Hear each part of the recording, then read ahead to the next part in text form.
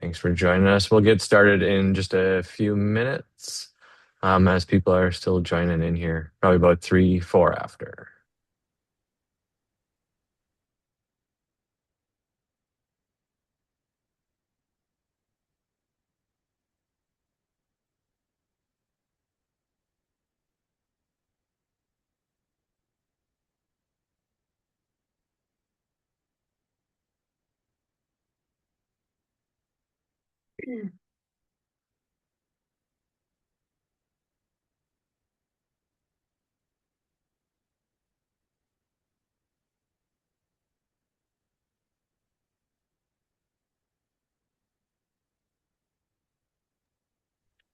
If you have questions throughout today's webinar presentation, feel free to put them in the chat, and then we can organize them a little bit and get them answered throughout the time today.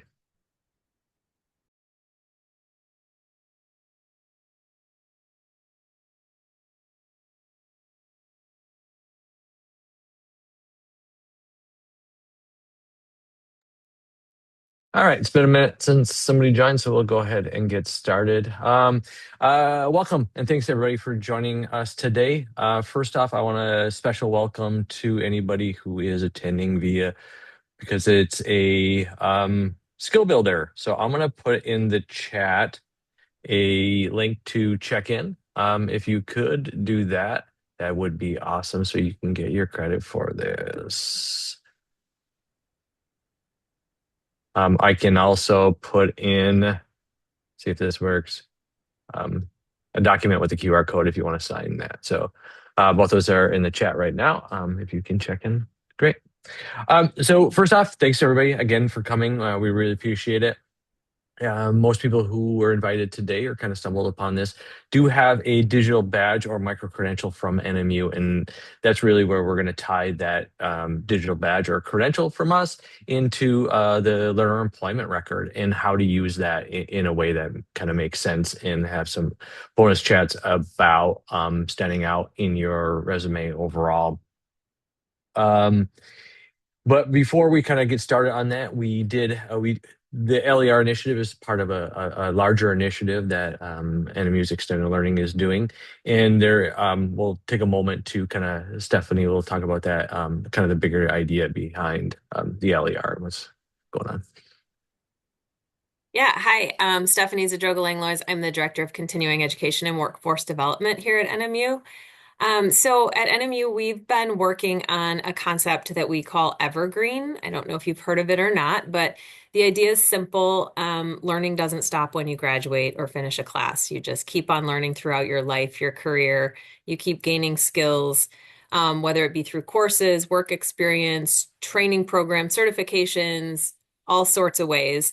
So Evergreen is NMU's commitment to support that kind of lifelong learning so that people can keep on building skills whenever they need to or whenever they stumble upon them. But if learning happens over an entire career, we need to make sure we keep track of those skills so that we can show them to employers. So that's where the learning and employment record, or the LER, comes in. And an LER basically is a digital record of your skills and achievements. Instead of just listing a course on a transcript, it really dives deeper into what did you learn during that course and what skills have you actually developed during a learning experience throughout your life. Things like leadership, communication, project management, really any technical skill that you learned in any learning experience that you had throughout your lifetime. So it really brings it together, the badges and credentials that you've earned, and turns them into something you can easily share when applying for jobs, promotions, or looking for new opportunities. And then it is verifiable by those folks who are looking at your credentials. And then you can think of Evergreen as a lifelong learning journey, and the LER is that tool that kind of wraps it all together and helps you capture and show what you've learned along the way. And Steph's going to introduce our host Yeah, for so now today's I'm going to webinar. introduce Tanya Gardino. She's an HR and workplace marketing expert who helps decode how hiring actually works so people and organizations can better communicate their value. She's worked with startups from day one to over $100 million in growth, helping them to clearly communicate their value and turn opportunities into real results. Tanya is the founder of the Conquer Company, co-founder of Skills Scoop, and a contributor to The Assist, where she writes about career growth, hiring trends, and workplace dynamics. Her work spans education, workforce innovation, and technology, where she specializes in positioning, storytelling, and building brands. Um, oops, sorry, that actually resonate. She constantly is in conversations with employers, hiring managers, and candidates, giving her a real-time view into what companies are actually paying attention to and where strong candidates often get overlooked. Yay! I'm so excited. Hi, everyone. Thanks for some of you keeping on your camera. It's always great to see facial reactions and just be able Mm. to see when you laugh at my jokes or when you don't laugh at my jokes. That's always nice. And it's just great to connect with all of you. So today we're going to be learning about the 1% that can help compound that over time really gives you that competitive edge over other candidates. So today's webinar we have geared towards students. So, maybe you're still in school or you maybe have recently graduated, but even if you're joining us and you are in the workforce, these resume and hiring candidate tips will still be helpful to giving you that competitive edge. So, without further ado, let's just jump on in. And then as we're going through this, feel free to ask questions in the chat, and then Brad and Stephanie will interrupt me as needed, and I can answer them in real time or we can answer them at the end. So feel free to do that as we go. So let's address the problem that is happening right now. So getting hired right now in the workforce and the job market feels much harder than it did in previous years. And the reason for that is because there's just more applicants. There's a ton more applications because of AI making it so much easier to generate, quote, custom resumes or custom cover letters. And it's just accelerating the number of resumes and applications. In addition, everybody kind of looks the same, right? Because they're all using ChatGPT, they're all using templates that have been used forever. And so it's much harder for a hiring manager to see your skills and understand what's happening with your entire picture of what you bring to the table because of these reasons. So, how do you fix that? So, having some resume upgrades will definitely separate you from the masses. So the first thing you want to do is polish your resume as if it was a client, right? Imagine that you're already in the workforce and you're delivering something for a client. Take your resume with that same level of detail and care. It's really easy to kind of be, you're in school still or you just graduated and you've got all these things happening, and it's really hard to have a resume that you've kind of poured over and then you're like, okay, it's ready to send. And you forget about having a friend double check it, going to your career services center and having them review it. So a lot of the times we're missing out on errors, right? Like your brain will see a typo and just skip over it and autocorrect it in your brain. But if having a second pair of eyes see it, like, oh, by the way, you missed a period here, or you spelled concise wrong, or convenience, or some difficult word, right? The second thing is scannability. So there are plenty of templates out there. Your Career Services Center can also help with this, but it really is important to have a resume that is easy to digest and at a first glance um, be hitting with the hiring manager. Because if you have a messy resume, they're just going to look at it and be like, oh, that person's messy or that person doesn't know what they're doing, right? So the aesthetic of your resume is also communicating something outside of the actual content that's in it. The last one is just overused phrases. So responsible for, assisted with, helped with. Those are just very junior novice type things that are filler that you're just like, I don't know what else to put, so I'm just going to put this in there. If you guys go and watch, or if you joined us the last webinar, we cover a lot of AI scripts that you can use to make a resume that is highly skills based, skills forward, and avoids a lot of these things. So I highly recommend going back and watching that so you can avoid problem number 3. Okay. Resume upgrade number two that I want you to consider is injecting your personality. It's okay to have accent colors. It's okay to have a fun section. And it's definitely a recommendation of mine to use the footer for a one-liner. So I think an accent color just gives a little bit of pop. It also shows that you know how to use whatever resume builder you created. So it's showing your use of technology. It's showing your branding, if you will, and it's giving you a visually different aesthetic without being unprofessional. This fun section. So when I was exiting school and trying to get my first job, I was a big reader. And so I had in the column tools that I knew how to use and books that I had read. And all of these books were associated with my background, which is marketing and leadership. So they were all interesting leadership books. And that little sidebar got me interviews because people would be like, "Oh, you read so and so, like you like Malcolm, what is it called? The Tipping Point. Like that's a great book." And so it was a great segue for people to see what else I was into outside of what was on my resume. And it also made it easy for interviewers to have something to connect with or be intrigued by. And it gave me an avenue, an opportunity to showcase other parts that maybe, oh, I had read all these leadership books, but maybe I didn't have a leadership position on my resume. Then the last part is a footer one-liner. So if you look at the bottom of the resume, there's this blank space, and normally page numbers can go there, but you can put in a one-liner that's a fun fact or something interesting. I also like cheese. And my very first job, the hiring manager said, "Hey, the reason we brought you in is because of the cheese line at the end of your resume." And till this day, he'll still comment on some of my LinkedIn stuff when I'm talking about hiring and talks about this footer one-liner, I don't know how many years now later, like 10, 15 years later.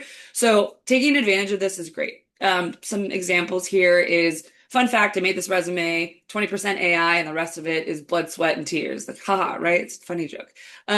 Ask me about the time something memorable. I'm currently reading XYZ. So hiring managers remember the person that made them laugh or stood out.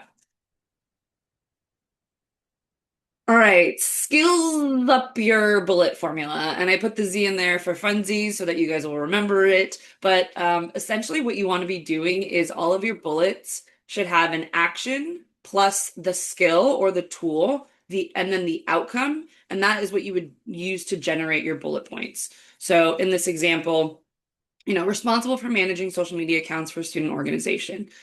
Really, the action is that I grew Instagram. The skill is that I did it by redesigning a content calendar and introducing a new channel. And the outcome is that I grew the following by 40% and I increased event attendance by 25%. That's a way stronger bullet than the one above, right? So the formula for this is what you did, how you did it, and then what changed. Was that the third one? Oh, I think I just put two on accident. Sorry about that. So that's the third. All right. Now, let's talk about translating your classes and experience into actual employer language, right? So if you're still in school or you recently graduated, you may not have a lot of job experience, but that doesn't mean that the 4 years that you just spent and all of the money that you spent on your degree is now not useful, right? So how do we translate the skills and the experiences into a format or a language that your future employer will understand? So your classes, your projects, and your roles. So every class that you took taught you something transferable. And so those are skills that now you're able to translate onto there. Every project that you did, every capstone, every assignment, you can turn that into proof of the skills that you just learned, and you're able to communicate that on your resume.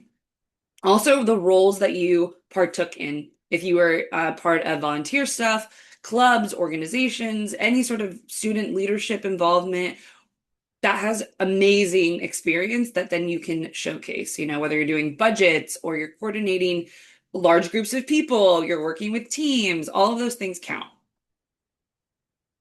So translating that we really did a deep dive into this the last webinar that we did, so I really encourage you to check that out. But I wanted to put that on here for you in case you missed that. So basically, translating your coursework into resume language, it's very similar to what the bullet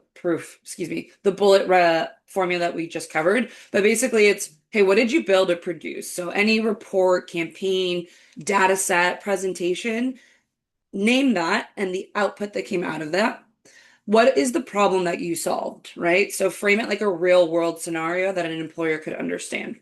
What are the tools that you use? What was the framework? And then what was the outcome or what did you do that improved? Even a grade, right? Like, hey, I got a 98% when everybody else in the class got a C in the class or whatever it is, right? To just differentiate you. And you can use AI to answer some of these questions. Hey, ChatGPT, help me produce an outcome that an employer would care about when it came to my capstone project. And then ask me any relevant questions and it'll walk you through it. So an example here would be marketing research methods was the class, what I built, a 20-page consumer behavior report, the tools that I used, Google Forms, Excel, problem solved. I identified a gap in how local brand was reaching students under 22. Outcome, I presented the findings to a panel of professors and received a distinction. So then it creates a bullet here, conducted consumer research study using this, analyzing 200, identifying Gen Z purchasing behavior gaps, presented findings, and received distinction. Okay, now as an employer, I see that you're good at research, you're good at analyzing, you're good at surveys, you're good at purchasing behavior. Those are all really cool things that an employer would be excited about and that you should be excited about presenting to them as well.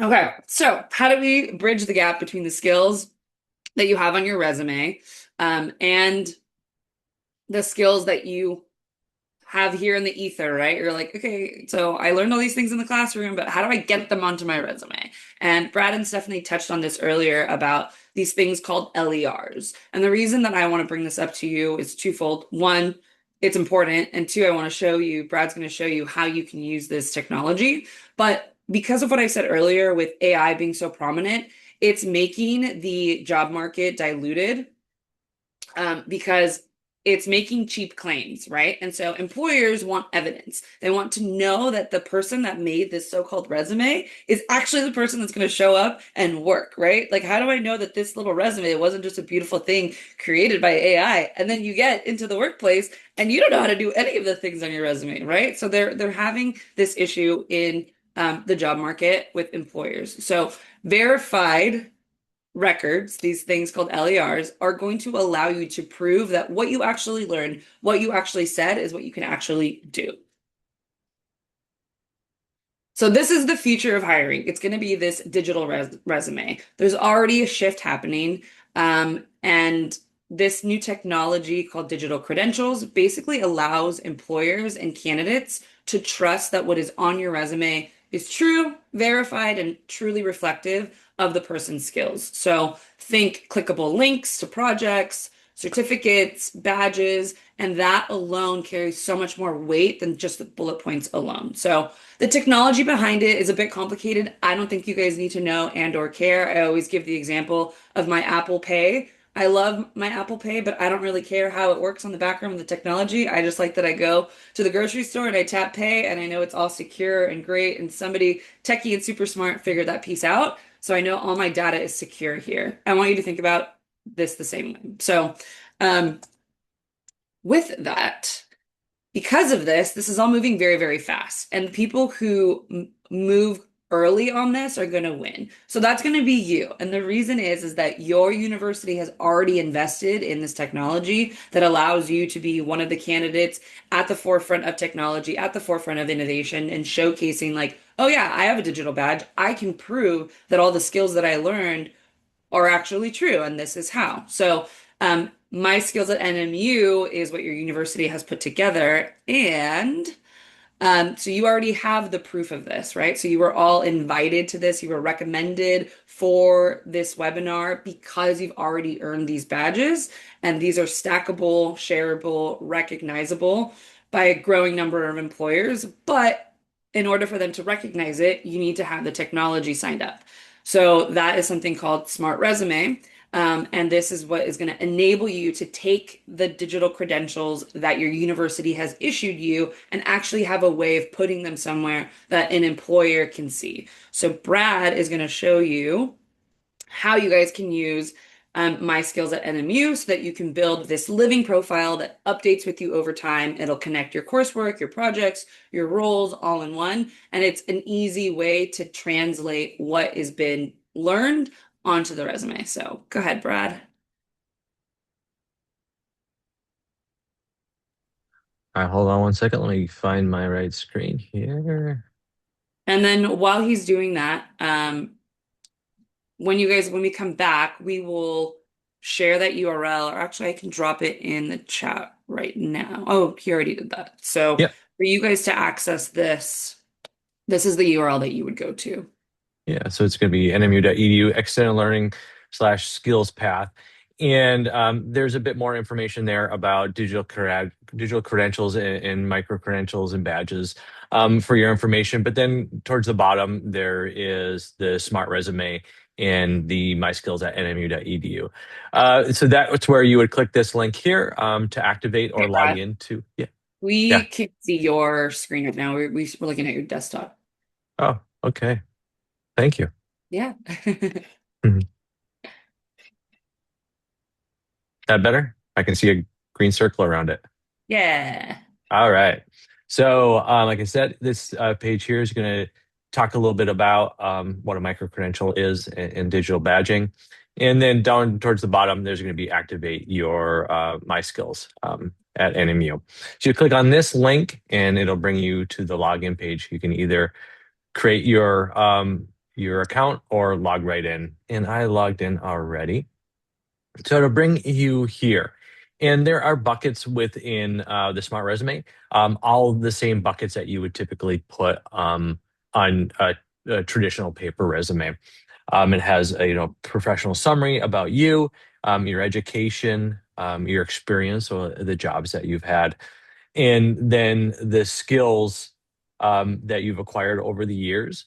And here, the kind of the hook on this is the badges and digital credentials that you've been awarded in the verified skills and competencies, both through NMU and other employers or schools that you had. And the important part of Smart Resume, you should be able to pull all those in, or most of those in, into this and share it in different ways. So you can see here, I got several badges and credentials from different organizations, and I'll show you how to read those in a second. What we'll do is go ahead and go over to view and share Smart Resume. So there's different ways you can view and share it.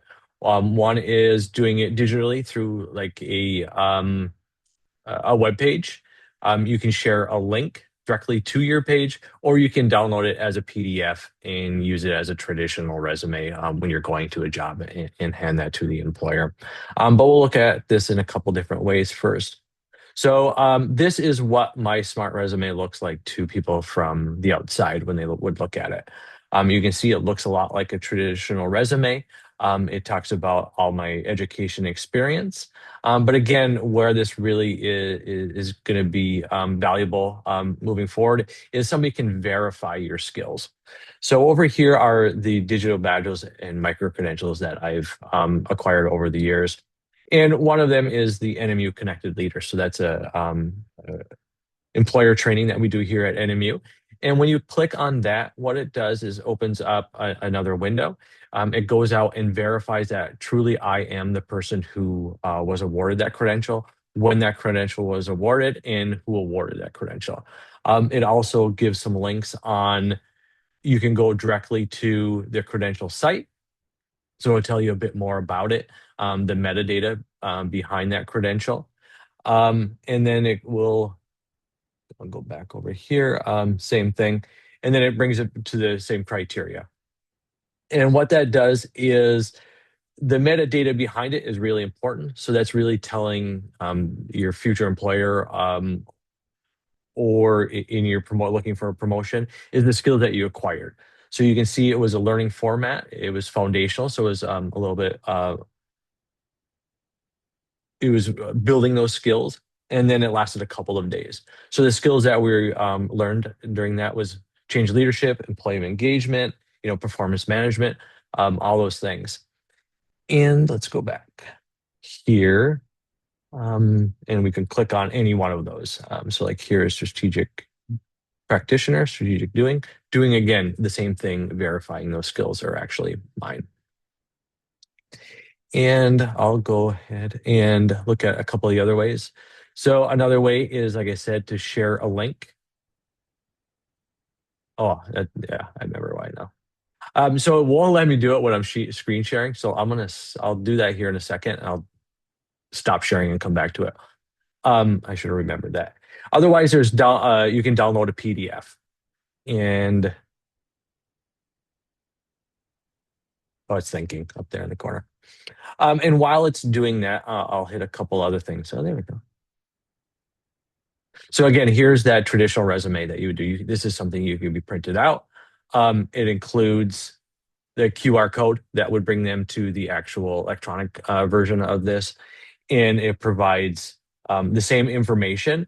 And here, the employer wouldn't have to click on anything. It actually, gives that information that we were looking for in the skills and the description of the credential that you were awarded. But one thing I wanted to highlight is not every badge or credential you get might not be relevant to either a job that you're applying for, or it was more of an experience where you really didn't learn anything, and it doesn't really add any value to your resume. And one example of that would be for me, we did some training within the system. And then this other, which would this Smart Resume testing badge. But a real example of that would be this. It was a webinar that I went to about digital badging and how to use them. And it was a webinar. So I really didn't learn I learned a lot, but it wasn't assessed, and it wouldn't be relevant to most things that I'm looking at doing. So you can go ahead and either show it or hide it. So I must have logged me out. So make sure when you are creating your digital resume, you don't have to show everything that you did, but just make sure you're showing the skills that are relevant to you. I'm gonna go back in there to see if this helps any. There we go. Anything else, Tanya? Anything that I'm missing? No, I think that's great. Okay. I'll touch on some of that right now, Oh actually, yeah. too. Okay. So it logged me out because I was in it earlier. But again, here's that way you can share your Smart Resume in different electronic formats. One way that I do it is I took this QR code and put it on my resume and CV, so an employer can just look at it on their phone. Or you can share and copy a link. You can put this in your LinkedIn profile, or email, or in your email footer when you're corresponding to any employer that way. So cool. Okay, let me share my screen again. Yeah.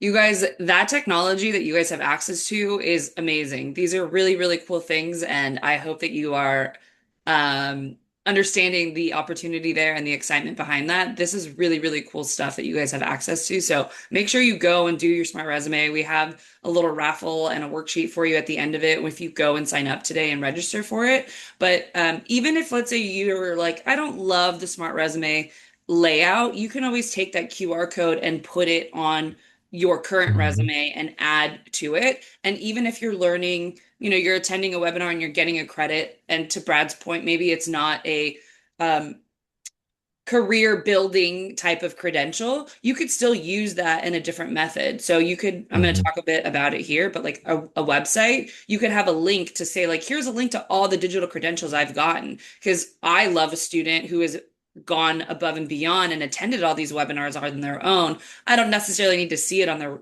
resume, but it's a cool thing to have that supplemental that you could have as part of a portfolio that is verified truth.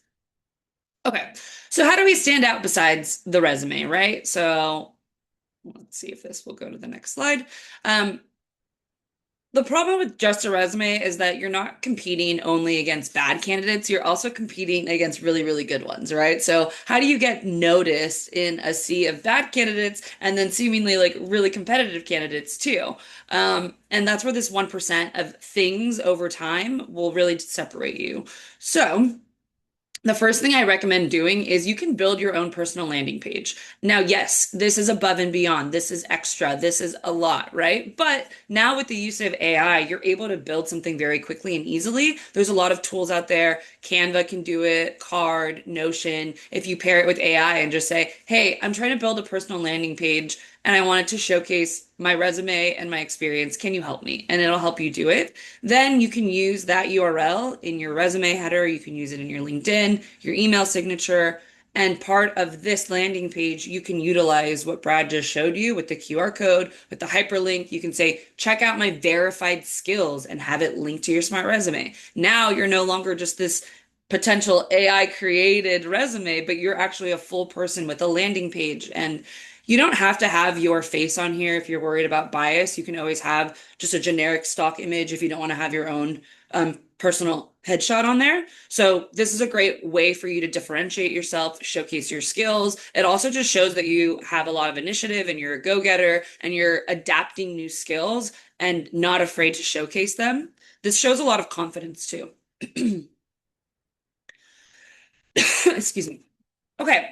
This is another above and beyond thing that is happening. So, sending a video that they were not expecting. We live in an era of having your phone on everything, right? And so if you are comfortable, particularly in this TikTok short form video, there's a lot of employers that are using their employees to produce content, whether they're an engineer or they're the janitor or they're the CEO, right? Like people are in front of a camera now as part of everyone's role, right? We're all on a Zoom call here together. So having a video where you're able to pitch, hey, I'm Tanya.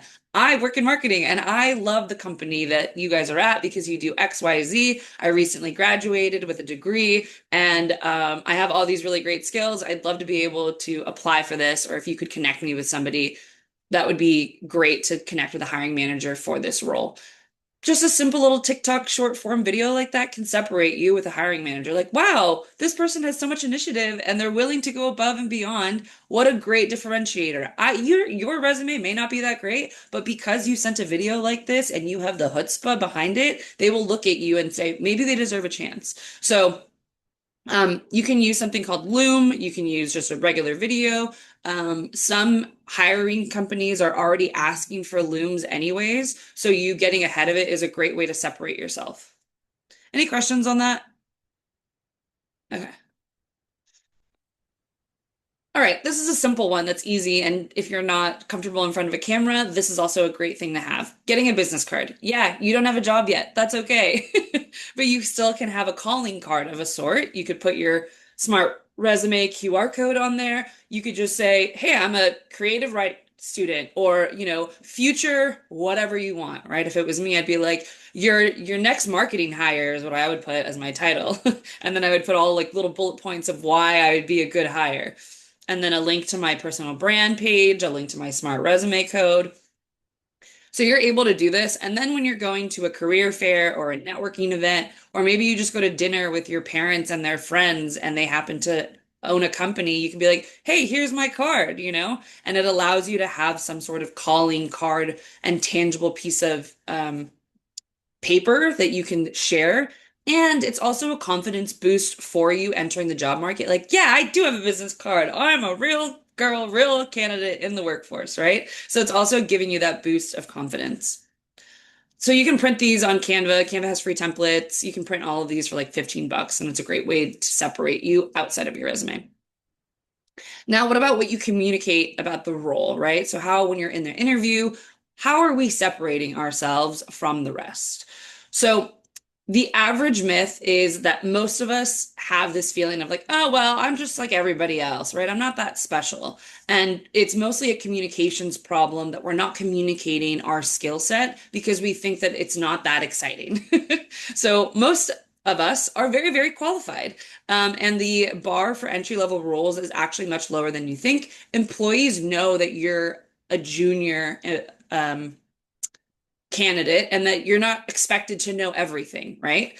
So don't undersell your experience. Come in with clarity and confidence. When you can properly articulate what you bring to the table, even if it's a very small table, that is still an articulation of your skills and your contributions that is very, very attractive to an employer. So here is a bit of a confidence script for you. So anytime that you find yourself in an interview or you're talking to anybody and they want to know what you did, I want you to remember this formula. I've done X through Y, and that taught me Z. And here's how it applies to this role or this situation or whatever it is. So I did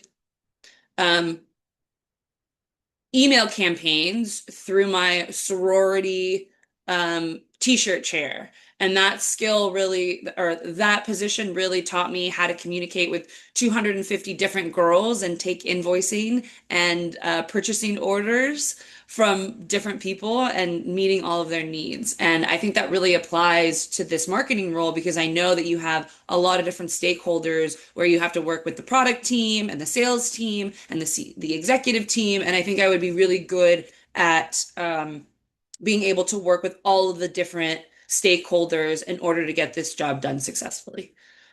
So there you go. Now I just pitched myself using the I've done X through Y, and that taught me this. And here's like how I can apply it to this role.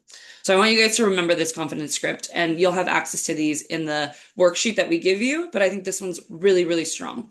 So you don't need to do this right now, but something I want you to think about is having a 20-second value intro and that you get to fill in the blanks on this, having this become your go-to intro anytime you're doing networking, interviews, LinkedIn messages, anything like that.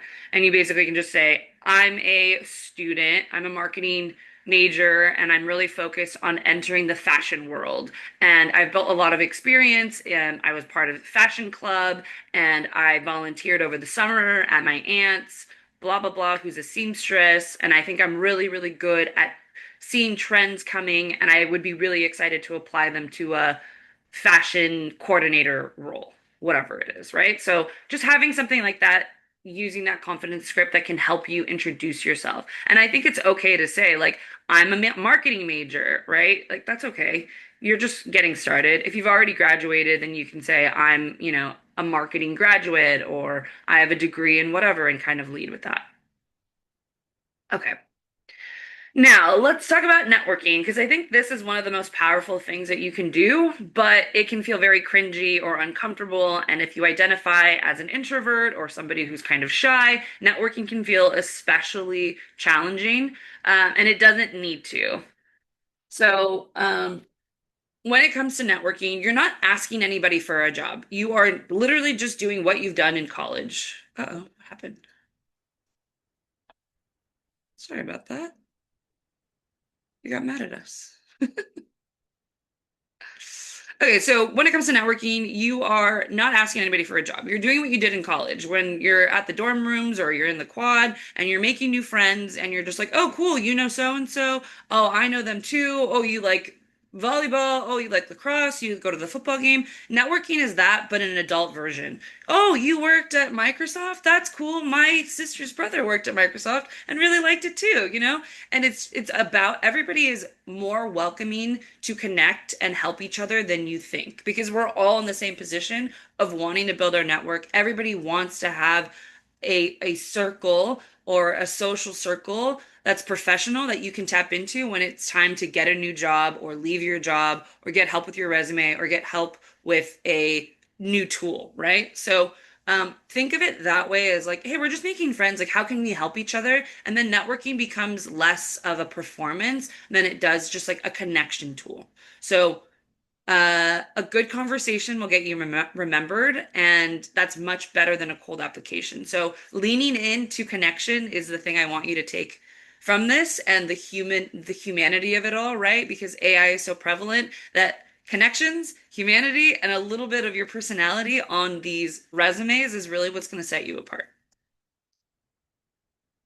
All right, so if you're shy, you don't need to work the room. You just have to work. You just need to be there, okay? So here's low pressure ways to connect if you're shy.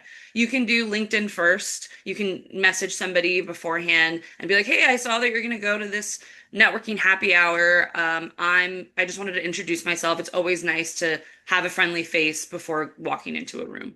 Um, just have one good question that's very in depth and then just listen. Shy people are really good at listening and picking up things that other people don't. So lean into your skills. Um, if you meet somebody at an event, follow up with them within 24 hours and just kind of mention something.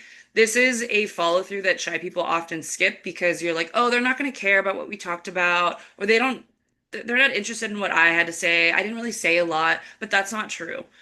Shy people and quiet people actually bring a lot to the workplace. If we all had loud alpha people, then there would be nobody to listen and pick up patterns and all these things. So don't feel like if you're shy that this is not for you. Okay, so what about networking online? So who do you message? Who's an easy target? So if you need to network with somebody in a particular company or event, think about alumni. So who do you know that went to your school? Who do you see on LinkedIn? Networking with people in roles that you want. You can easily reach out to somebody and say like, "Hey, I saw you're the VP of marketing and one day I want to be like you. Would you mind if I did a 15-minute informational interview with you?" Sure. If you ask me to do that, I will do that with you in a heartbeat because I want to help. I know what it's like to be trying to get your foot in the door, and people in high level roles are often very open to helping people learn more and mentor and things like that. So take advantage of that. Recruiters, internship recruiters. Recruiters are constantly looking for candidates. If you send a thoughtful message, you're very likely to get a response back from them. Tap into your supervisors and your professors. Like professors are great because they have a network of their own and they've gotten to know you really well and they can see skills that maybe you hadn't seen. Professors are the bomb. I don't know if people say that anymore, but it's great. Okay. Professors are people you want to tap into for mentorship, for guidance, for connections, for direction. These are people that you want to message that will definitely help you. Okay, I know we're running close on time, but I think we're almost finished here. Okay, so when it comes to messaging people, here is a script that you can use. That's two questions. You're basically saying like, hey, can I ask you two questions? So, hi Tanya, I'm an NMU student exploring marketing. I saw your path from Chapman to running your own newsletter and it really stood out. Could I ask you two questions about how you got started and what you'd focus on if you were graduating today? If you sent me that in my LinkedIn, I'd be like, wow, look at this NMU student. My goodness. Okay. Absolutely. I would love to talk about myself. People love to talk about themselves, you guys. Take advantage of that and soak up all that knowledge and make that connection. Okay. So now let's talk about follow-ups that will actually get you a reply. So following up is definitely an advantage. Even if you interview for a job and they don't want you and they don't reach out to you to let you know you haven't gotten the job, and then you send a follow-up, that recruiter is going to remember you because it shows that you're interested, you're eager, you're organized, you're following up, which is a great skill to have in any job. So following up is always going to be a 1% better. And I have had follow-up job offers from a rejection because I have followed up with the recruiter. Me and the recruiter end up being friends, and they're like, oh, you know what? So and so is actually going to be hiring for a role soon. When that opens up, I'll reach out to you. I'm like, great.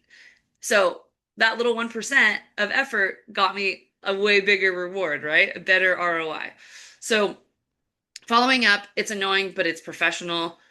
It's annoying to do, sorry, but it is not annoying to somebody else. It's just an annoying task for you to do to yourself, but it is very professional to follow up. Recruiters are busy, hiring managers are busy. You showing that initiative really will set you apart.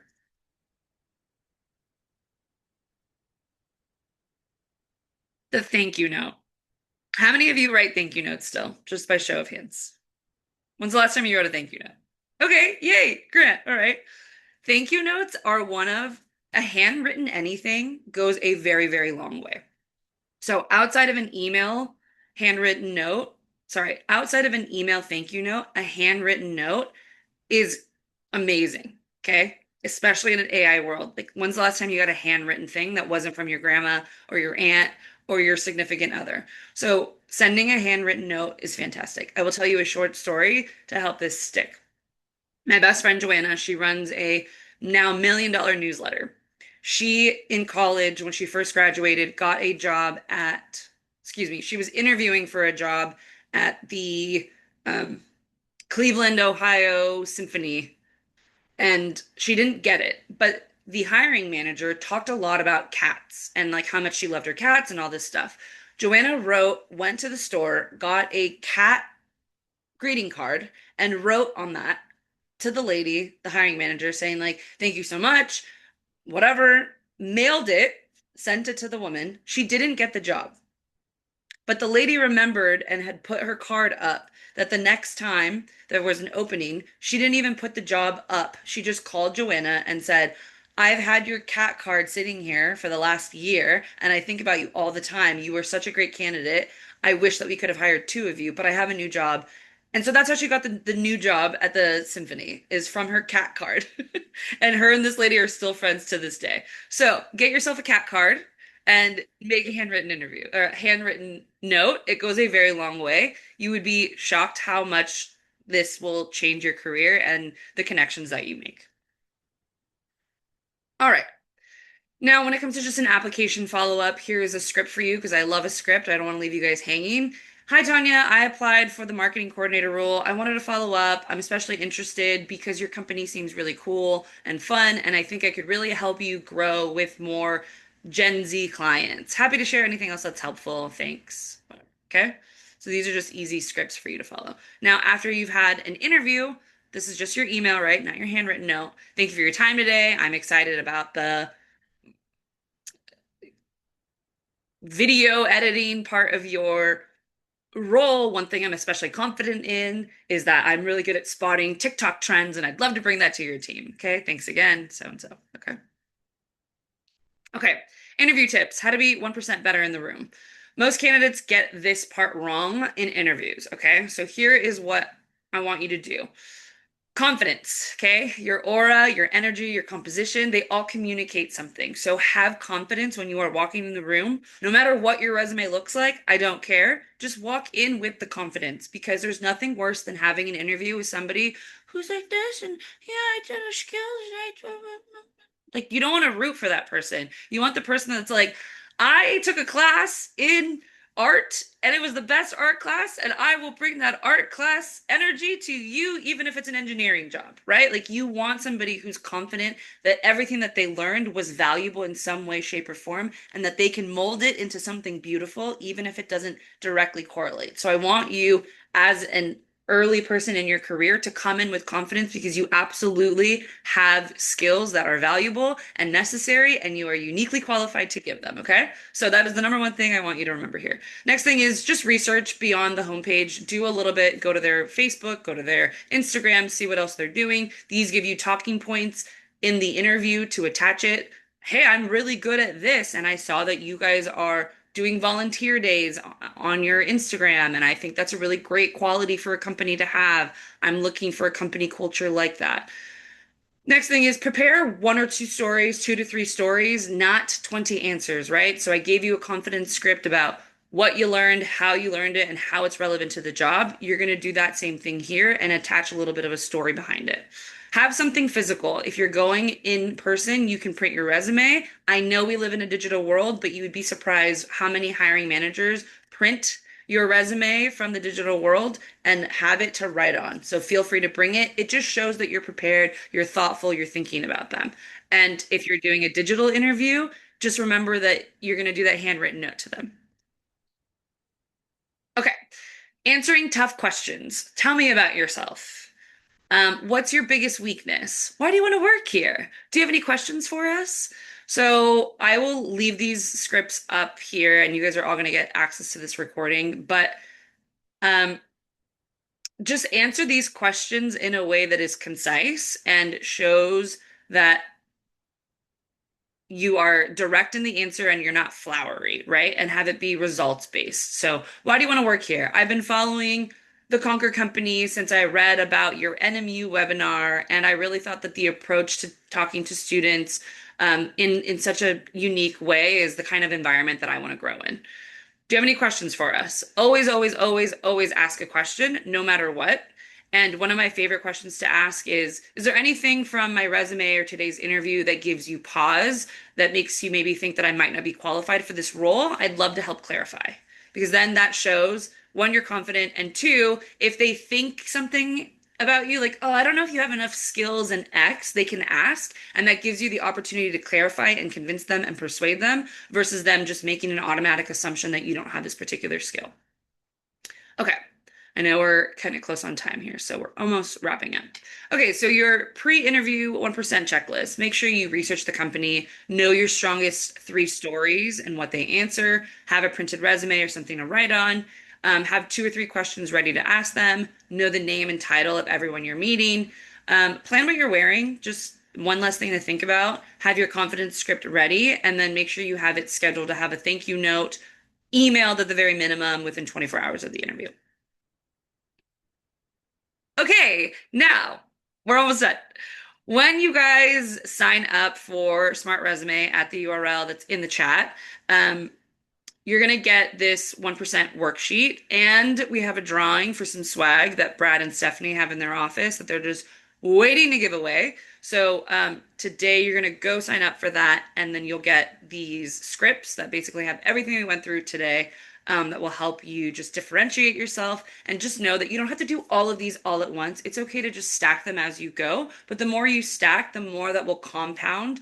Just like in a bank account, if you just deposit little baby deposits, eventually will grow into a very good investment and return on your investment. So I want to encourage you guys all to do that. If you need help, we can help you here. Career Services is a great place to get resources and schedule a one-on-one appointment if you need help with your resume specifically.